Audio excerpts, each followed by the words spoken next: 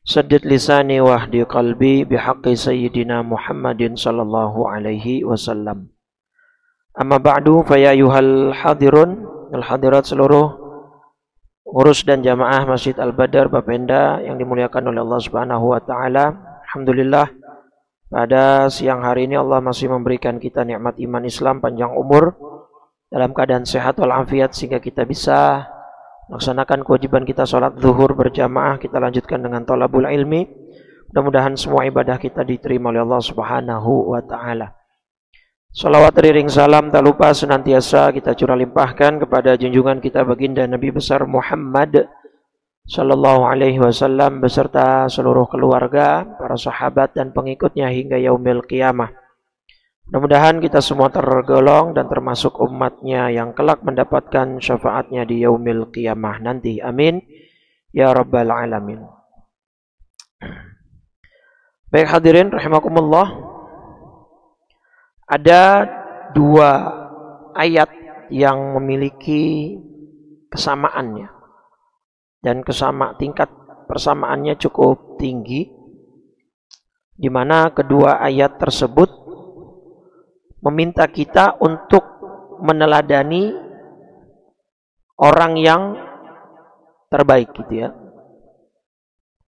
Nah, di sini pertama surat Mumtahanah.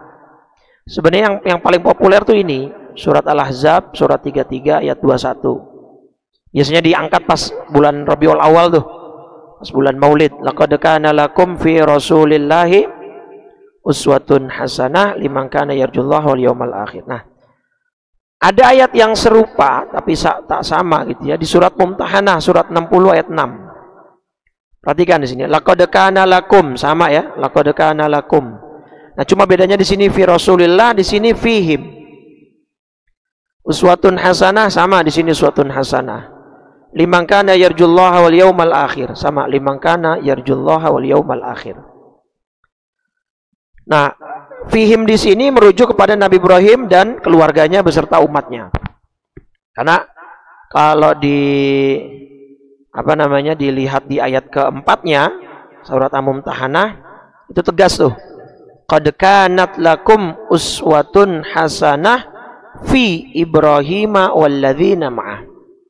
Sungguh telah terdapat suri tauladan yang baik bagimu pada diri Nabi Ibrahim dan orang-orang yang bersama dengannya, ya, keluarganya dan umatnya. Nah, jadi ini mumpung masih bulan Dzulhijjah dan juga sebentar lagi tahun baru Islam, kurang lebih 10-12 hari lagi kita masuk Muharram. Nah, maka kita akan belajar dari Nabi Ibrahim. Belajar apa? Pertama gini, Nabi Ibrahim alaihissalatu wassalam itu mendapat gelar Khalilullah. Ini sudah sering kita ungkap ya, An-Nisa 125. Khalilullah. Wattakhadallahu Ibrahima khalila. Allah telah mengangkat atau memilih Nabi Ibrahim menjadi kesayangannya. Suka dipakai jadi nama nih sama orang Indonesia. Itu kan ada Kiai Khalil Bangkalan, Madura. Kalau perempuan Khalilah. Ya, ada biasa banyak orang Betawi namanya Khalilah tuh. Nah, artinya kesayangannya Allah. Nabi Ibrahim pernah ditanya, li ayyi syai'in ittakhadhakallahu khalila. Apa alasan engkau diangkat menjadi khalilnya Allah? Nah, maka beliau menjawab bisalasati asya, dengan 3 hal. 3 alasan Nabi Ibrahim menjadi khalil, menjadi kesayangan Allah. Ya. 1, ya, ikhtartu amrallahi ala amri ghairi. Aku selalu mengutamakan, ya, Allah di atas yang lain. Memprioritaskan perintah Allah di atas perintah yang lain. Yang kedua, mahtamamtu bi syai'in qad takaffalallahu li. Tak risau akan janji Allah atau jaminan, ya. Janji atau jaminan Allah. Nah, ini poin yang kedua yang akan kita bahas nanti. Nah, kemudian alasan ketiga, ma taghaddaitu wa ma ta'asyaitu illa ma'adhaif. Saya tidak pernah makan siang atau makan malam kecuali bersama tamu. Makanya kan beliau dijuluki Abu Dhaif, bapaknya tamu. Kenapa? Beliau selalu makan bersama orang lain, gitu ya. Nah, ini 3 alasan menurut beliau kenapa beliau diangkat menjadi kesayangan atau khalilnya Allah Subhanahu wa taala. Gitu ya. Nah, kita akan bahas yang nomor 2 ini, Pak. Jadi keyakinan Nabi Ibrahim kepada Allah itu tinggi luar biasa, Pak. Nah, ini yang juga Nabi pernah sabdakan, akhwafa ma akhafu ala ummati dha'fal yaqin. Di antara yang paling kutakuti menjangkit umatku kelak adalah lemahnya keyakinan terhadap Allah. Keyakinan dalam hal apapun. Dalam hal jaminan rezekinya, dalam hal jaminan keselamatannya, dalam hal hidupnya secara umum, gitu ya. Makanya kalau kita ngaji kitab Riyadhus Shalihin, nah, bab nomor ke-7, Imam Nawawi memuat judul bab keyakinan dan tawakal, gitu ya. Keyakinan dan tawakal. Hadis yang salah satunya dikutip oleh Imam Nawawi, hadis sahih riwayat Imam Al-Bukhari nih, nomor 4563. Lagi-lagi tentang Nabi Ibrahim. Jadi kita akan belajar siang ini kepada Nabi Ibrahim sebagai pengamalan surat Mumtahanah tadi, bahwa telah terdapat suri tauladan di dalam diri Nabi Ibrahim dan keluarganya. Nah, mengamalkan ayat itu kita pelajari apa yang nanti kita angkat pada siang hari ini untuk kemudian nanti kita amalkan. Jadi Nabi Ibrahim itu kan pernah dibakar ya, Pak? Oleh siapa? Raja yang berkuasa itu namanya Namrud. Ini di Babilonia. Tapi eksekutornya bukan Namrudnya langsung, ya tetap Algojonya. Berapa lama Nabi Ibrahim dibakar? Di dalam api ini, Pak. Pernah dengar sejarahnya? Berapa lama? Nabi Ibrahim di dalam api itu berapa lama? Ayo, yang bisa jawab. 40 hari, 40 malam, Pak. Jadi nggak sebentar. Dan ini api, Pak. Ini ada, bisa dicek nanti di kitab Qasasul Anbiya karya Ibnu Katsir ya. Riwayat ini. Dan api ini tuh membumbung tinggi, Pak. Karena sebelum Nabi Ibrahim dimasukkan ke dalam api, satu negeri Babilonia itu mengumpulkan kayu bakar. Gitu ya. Mengumpulkan kayu bakar semuanya full. Ketika dinyalakan besar sekali, Pak. Nah, ketika dinyalakan besar sekali, Nabi Ibrahim itu cara dimasukkannya bukan disogok begitu, Pak, bukan dimasukkan begitu. Dilempar, Pak. Dari saking apinya sangat besar dan tinggi. Jadi nggak ada yang berani mendekat. Radius berapa kilometer sudah terasa hawa panasnya. Nah, dilemparlah Nabi Ibrahim menggunakan namanya alat manjanik, Pak. Semacam ketapel raksasa begini, Pak. Ini manjanik, ini bahasa Arabnya ya. Itu manjanik.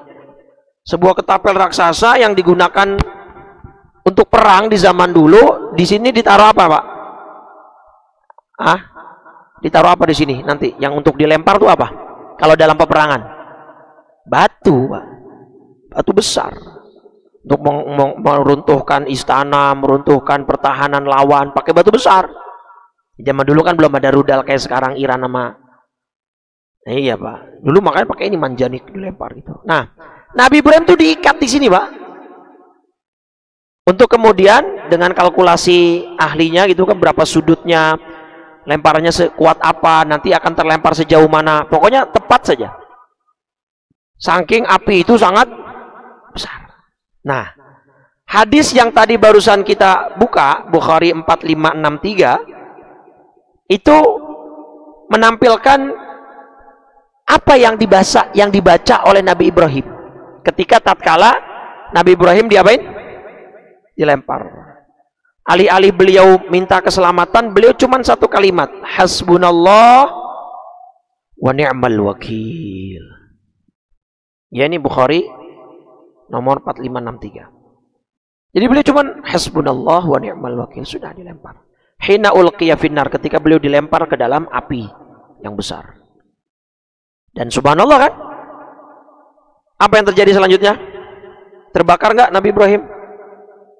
Terbakar, Pak. Apanya? Talinya doang yang dibuat ngikat. Sebenarnya kalau beliau mau keluar bisa, Pak. Cuman ketentuan Allah nggak boleh. Disuruhnya berapa hari? 40 hari 40 malam. Setidaknya begitu riwayat yang ada di dalam Qasasul Anbiya'nya Ibnu Katsir. Makanya kan itu perintah dari Allah. Surat apa itu? Kuni bardan wa salaman ala Ibrahim al-Anbiya. Ya, surat 21 ayat 69. Qulna ya naru kuni bardan wa salaman ala Ibrahim. Siapa yang menarik, Pak? Allah nggak menyatakan cuman bardan doang, Pak, tapi ada salaman. Karena kalau dingin doang tapi nggak ada kata salaman, bisa-bisa Nabi Ibrahimnya mati kedinginan, itu meninggal kedinginan. Nah, maka ada bardan wa salaman. Dan di dalam kitab yang sama, masih di dalam Qasasul Anbiya'nya Ibnu Katsir, begitu keluar dari api selama 40 malam, kan pikirnya warga Babilonia dan Raja Namrud ya udah pasti hangus tak bersisa, Pak. Nabi Ibrahim keluar dengan selamat dan beliau komentar, tidak pernah satu hari pun saya lewati dalam hidup saya ya yang lebih mengasyikkan ketimbang saya di dalam api kemarin. Tuh. Kalimat redaksinya saya lupa, pokoknya secara terjemahnya begitu. Artinya apa? Beliau selama seumur hidup, hari-hari yang paling beliau nikmati, kenikmatan yang beliau dapatkan selama hidup, itu adalah kenikmatan yang ada di dalam api. Jadi bukan hanya selamat tidak terbakar, tetapi Nabi Ibrahim di dalam api itu malah mendapatkan kenikmatan, Pak. Kenikmatan yang tidak pernah beliau rasakan sebelumnya. Saya coba cari itunya, kalimat redaksinya, tapi intinya kalimatnya begitu. Itu menjadi sebuah tamparan keras bagi warga Babilonia, gitu ya. Ternyata Nabi Ibrahim bukan saja tidak musnah, bahkan beliau menyatakan bahwa hari-hari yang pernah saya lewati, yang pernah ada di dalam hidup saya, itu tidak pernah ada yang senikmat ketika saya berada di dalam api. Jadi bukan hanya kesakitan, bukan hanya nggak musnah, justru Nabi Ibrahim di dalam mendapatkan kenikmatan yang tidak pernah beliau dapatkan di hari-hari yang lain. Nah, itu ya. Intinya beliau mengucapkan hasbunallah wa ni'mal wakil. Jadi keyakinan Nabi Ibrahim terhadap Allah ini luar biasa. Nah, di Quran itu pernah ada kisah Nabi Ibrahim pernah minta sama Allah supaya ditunjukkan bagaimana Allah menghidupkan yang sudah mati. Ini kisahnya Al-Baqarah 260. Sebenarnya ini respon dari Al-Baqarah 259, Pak. Al-Baqarah 259 ini kan tentang Nabi Uzair. Pernah dengar nggak Nabi Uzair, Pak? Nabi Uzair, pernah dengar? Barusan ya? Di surat At-Taubah, Pak. Di surat 9 At-Taubah ayat 30 nih. Jadi Nabi Uzair itu nabinya orang Yahudi, Pak. Wa qalatil yahudu Uzairun ibnullah. Dan orang-orang Yahudi berkata Uzair putra Allah. Wa qalatin Nasara, dan orang Nasrani berkata Al-Masih ibnullah, Al-Masih putra Allah. Dua-duanya sama-sama sesat nih. Kan gini ya, Pak. Psikologisnya adalah kenapa sampai Nabi Isa dan Nabi Uzair ini dianggap putranya Allah, Pak? Karena kedua nabi ini punya mukjizat yang sama-sama di luar logika manusia, sehingga mereka menganggap ini nggak mungkin manusia biasa nih. Nabi Isa kan bisa ngidupin orang mati, Pak, bisa nyembuhin orang buta dan seterusnya gitu. Banyaklah mukjizatnya. Nah, Nabi Uzair juga ini nih kisahnya di Al-Baqarah 259. Panjang ayatnya, au kalladzi marra ala qaryatin wa hiya khawiyatun ala urushiha. Jadi ceritanya Nabi Uzair lewat, ada seperti orang, maksudnya di sini Nabi Uzair ya, melewati satu negeri yang bangunan-bangunannya telah roboh hingga menutupi reruntuhan atap-atap. Jadi Nabi Uzair lewat ke satu kampung di mana kampungnya sudah mati, Pak. Penghuninya udah meninggal, bangunannya. Nah, Nabi Uzair bergumam, "Anna yuhyi hadhihi Allahu ba'da mautiha."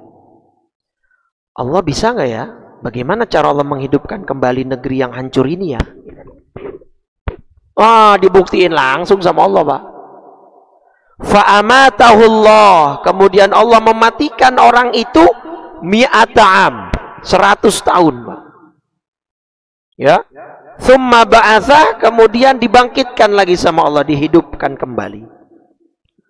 Nah, ditanya sama Allah, qala kam labith. Allah tanya, kamu berapa lama mati? Qala labithu yauman aw ba'da yaum. Kayaknya saya tinggal di tempat ini sudah sehari deh atau setengah hari. Oh, kalau enggak, qala bal labithta mi'ata am. Kau telah tinggal di tempat ini 100 tahun. Dimatiin sama Allah. Terus dihidupin lagi. Fanzur ila ta'amika wa syarabika lam yatasannah. Lihatlah makanan dan minumanmu yang belum berubah, tapi lihat keledaimu telah jadi tulang belulang. Jadi Allah langsung pakai contoh depan mata, Pak. Makanan, minuman yang sifatnya cepat rusak, nggak basi. Keledai yang harusnya bisa lebih tahan lama umurnya malah sudah jadi tulang. Tuh, itu satu keajaiban. Kedua, di depan mata kepalanya Nabi Uzair, lihatlah tulang belulang itu, kata Allah.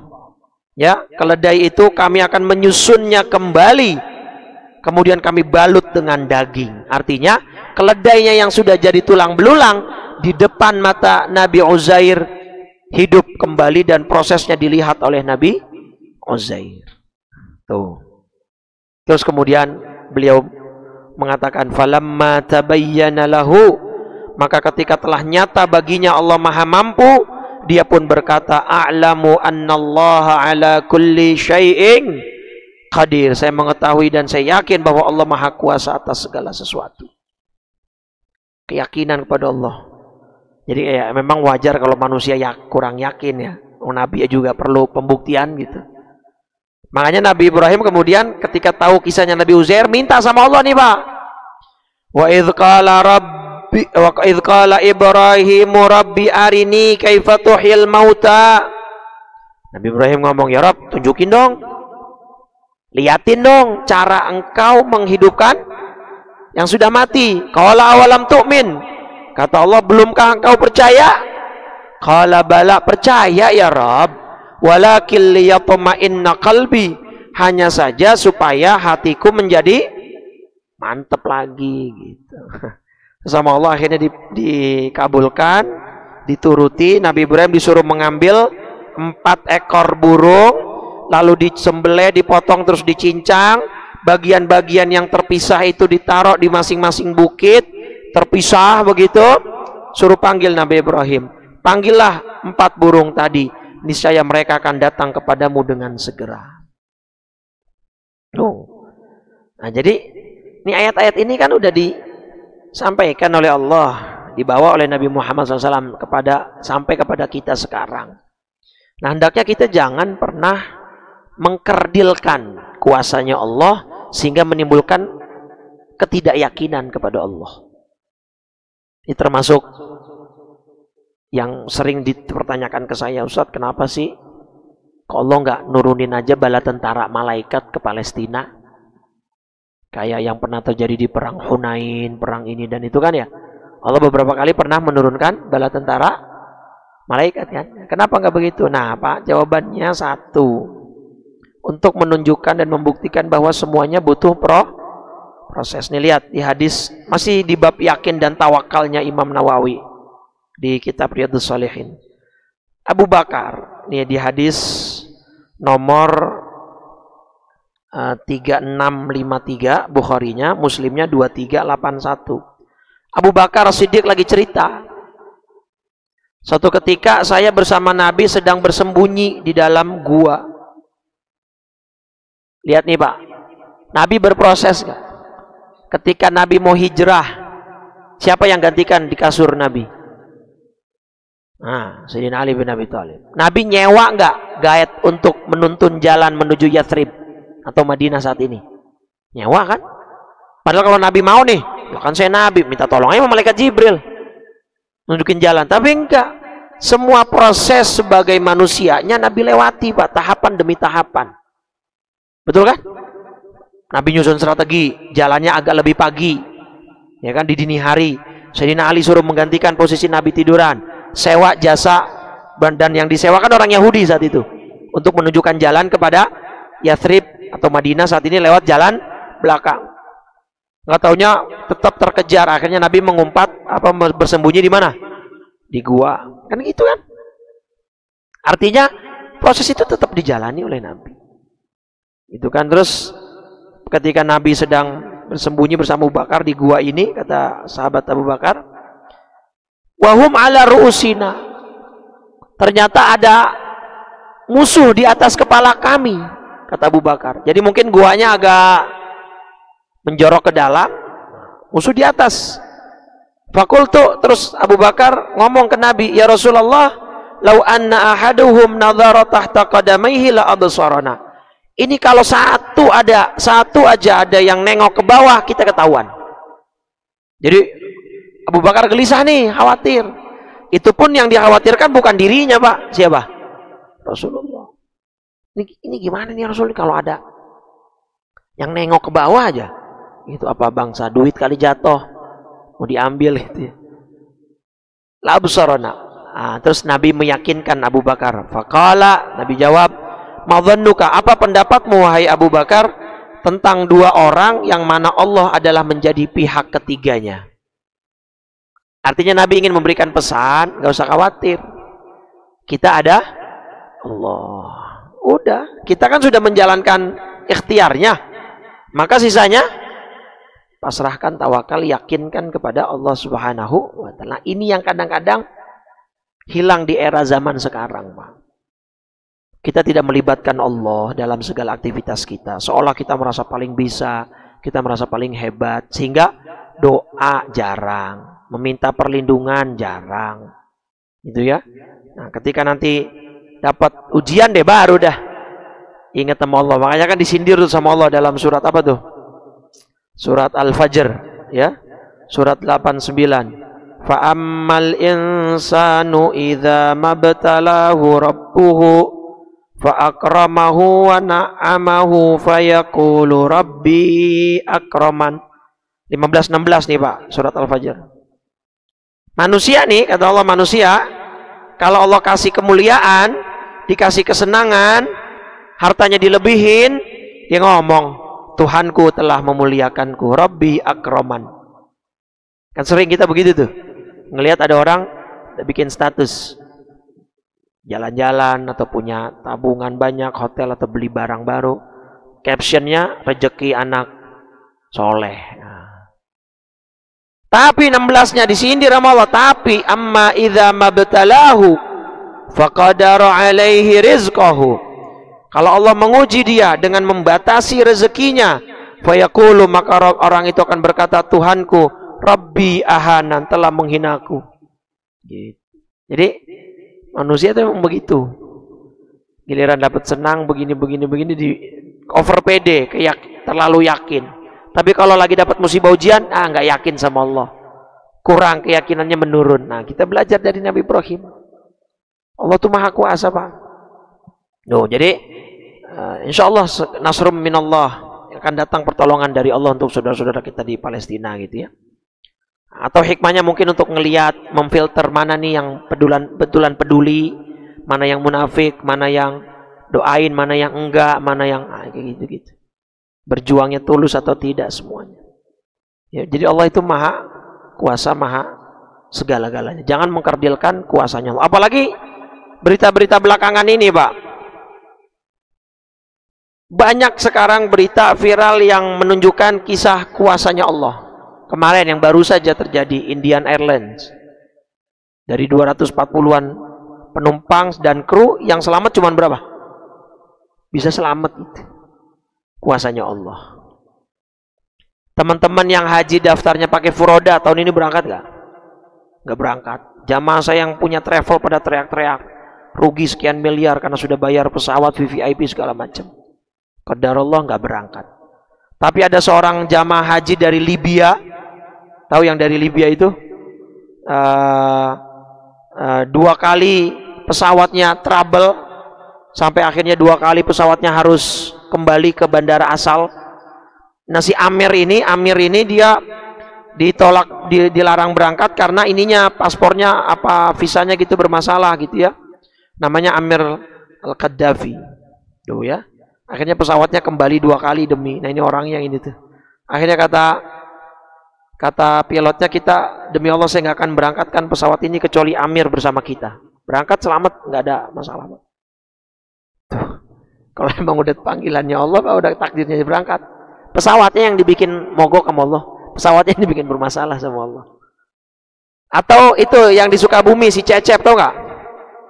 Cecep orang Sukabumi Pak. Haji 0 rupiah. Kenapa? Karena dia viral bersih-bersih WC kamar mandi di musola masjid di daerah rumahnya Sukabumi. Dari masjid ke masjid, musola ke musola, tulus, ikhlas, gak mengharapkan bayaran, gak pengen viral. Karena dia gak merekam dirinya sendiri, enggak.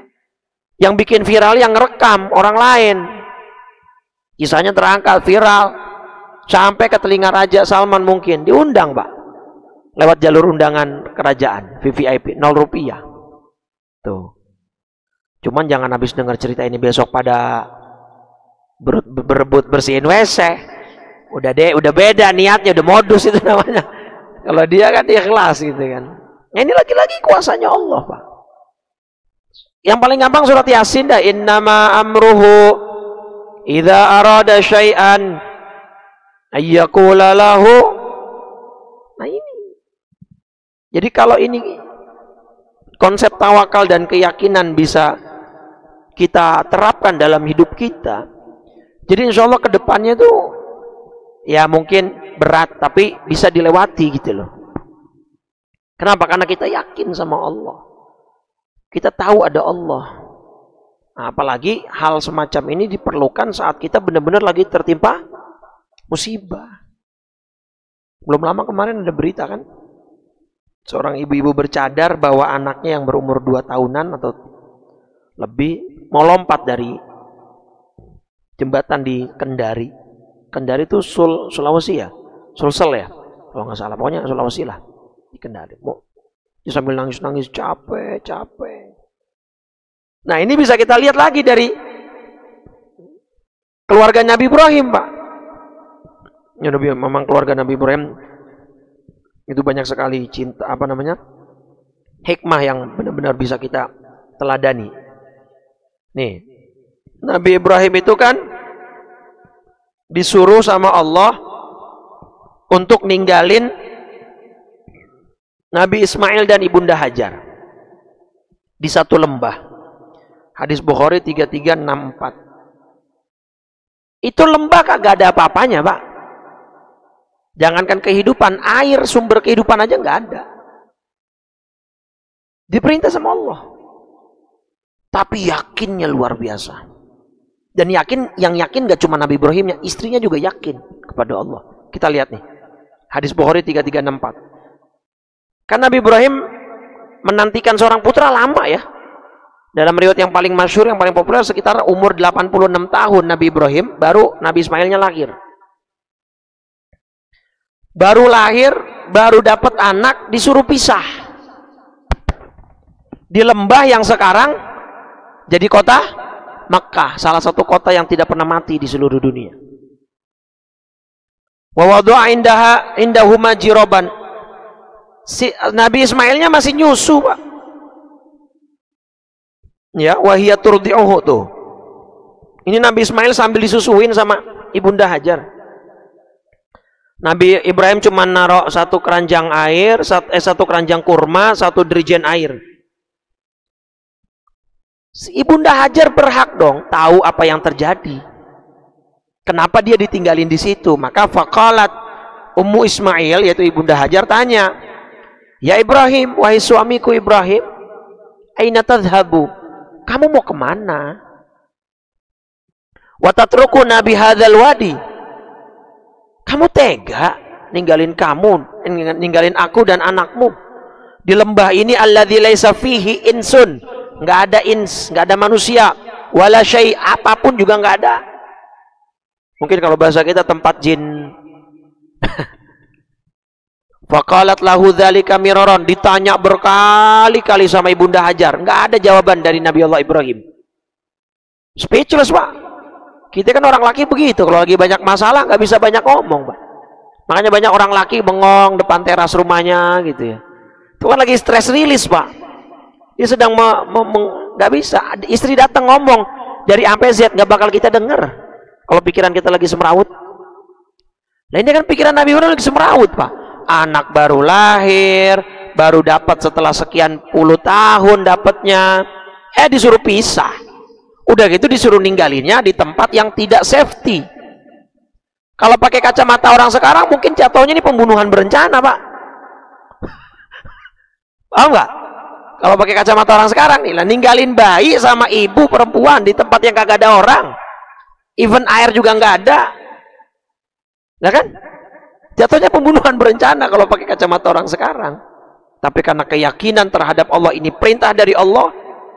Tapi Nabi Ibrahim nggak bisa ngejelasin gitu loh. Ketika ditanya, wa ja'ala la yaltafitu ilaiha, Nabi Ibrahim nggak sama sekali nengok. Jadi di belakangin Ibunda Hajar, sambil pelan-pelan melangkah pergi, ditanya, "Ya kenapa sih? Kenapa kamu ninggalin aku?" Nggak dijawab.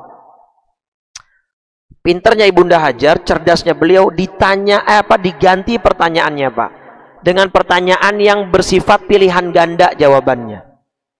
Allahu amaraka bihadza, wahai suamiku, apakah Allah yang memerintahkanmu melakukan ini semua? Nah kan jawabannya gampang itu, Pak. Tinggal ya atau. Nah kalau pertanyaan pertama kan penjawabannya esai, Pak. Panjang, itu susah. Orang lagi semrawut pikirannya, orang laki nggak bisa ngomong panjang-panjang begitu. Diganti sama Ibunda Hajar, Allah ya yang nyuruh ini. Naam.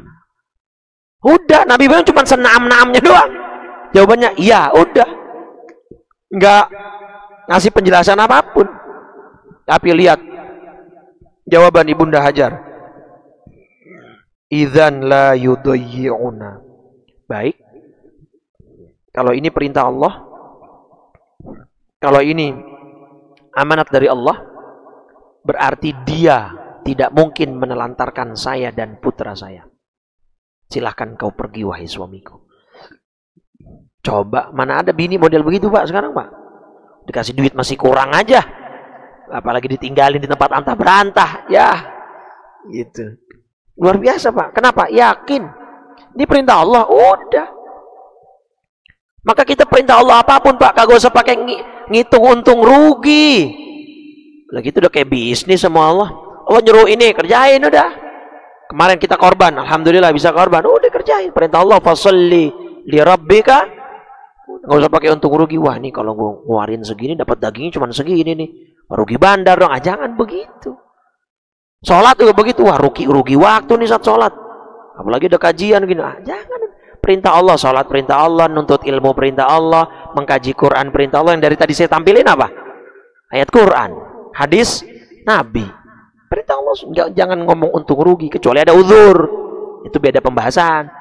Sholat pun kalau ada uzur juga boleh duduk, boleh dijamak, boleh qasar dan seterusnya. Jadi keyakinan kita ke Allah nih yang mesti kita tingkatin.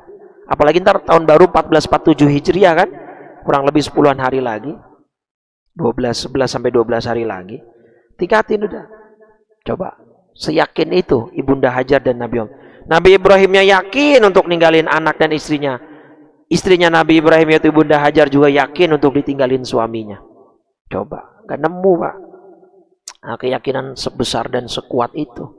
Nah, setidaknya apalagi kita sekarang, Pak, rezeki Allah kasih, kerjaan ada jaminannya, rezeki gak berkurang-kurang, rumah punya, pasangan soleha, anak-anak baik, udah kurang apa? Terus kita masih mau ngeduain Allah, masih mau ninggalin Allah, nggak memprioritasin Allah. Allah nggak nyuruh kita pisah sama pasangan kita, Pak. Allah nggak nyuruh kita nyembelih anak-anak kita. Allah nggak nyuruh kita seperti Bunda Hajar ninggalin istri dan anak kita di tempat yang berbahaya. Enggak. Allah cuma minta waktu setiap hari 5 waktu sholat ya tepat yang waktunya, kalau bisa jamaah itu. Nah, sembari waktu sholat, nunggu waktu sholat satu ke berikutnya, Bapak kerjalah, cari rezeki yang halal buat anak istri gitu. Jangan malah sholatnya yang di nomor 2 kan. Nah, kecuali ada uzur, ada meeting, rapat yang memang tidak bisa ditinggal ya, tapi tetap sholat. Setelah selesai sesegera mungkin untuk melaksanakan sholat. Qurannya dibaca, kalam Allah dan seterusnya. Gitu. Jadi maksud saya menyampaikan materi ini supaya tahun baru Masehi besok, tahun baru Hijriah besok 1447, keyakinan kita terhadap Allah semakin meningkat. Nah, dengan keyakinan kita kepada Allah semakin meningkat, hidup yang kita jalani semakin enjoy, semakin terasa ringan, sehingga tidak mengganggu ibadah kita. Itu ya harapannya. Ya, baik. Mudah-mudahan bermanfaat.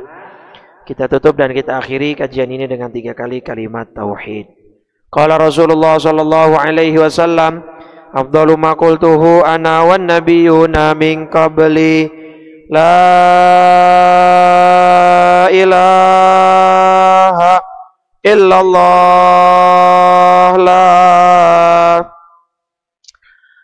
ha illallah, la ilaha il Muhammad Rasulullah sallallahu alaihi wasallam, kalimatu haqqin 'alaiha nahya wa 'alaiha namut wa biha nub'atsu insyaallah ta'ala minal aminin. Alhamdulillahirabbil alamin, hamdan na'imin, hamdan syakirin, hamdan yuwafi ni'amahu wa yukafi mazidah. Ya Rabbana lakal hamdu wa lakal mulku wa lakal syukru kama yanbaghi li jalali wajhikal karim wa li'azimi sultanik. Allahumma shalli ala sayyidina Muhammadin wa ala alihi wa ashabihi ajma'in. Allahumma inna nas'alukal huda wat tuqa wal 'afafa wal ghina. Allahumma ati nufusana taqwaha wa zakkiha anta khairu man zakkaha. Anta waliyuha wa maulaha birahmatika ya arhamar rahimin. Allahumma afrigh alaina sabra wa thabbit aqdamana wansurna 'alal qaumil kafirin. Ya muqallibal qulub, tsabbit qulubana wa quluba auladina wa banatina ala dinika wa ta'atika birahmatika ya arhamar rahimin. Rabbana atina fid dunya hasanah fil akhirati hasanah wa qina adzabannar. Sallallahu ala sayyidina Muhammadin wa ala alihi wa sahbihi wasallam walhamdulillahi rabbil alamin. Subhanakallahumma wa bihamdika asyhadu an la ilaha illa anta astaghfiruka wa atubu ilaik. Silakan ba'diyah bagi yang belum. Wal afu minkum. Assalamualaikum warahmatullahi wabarakatuh.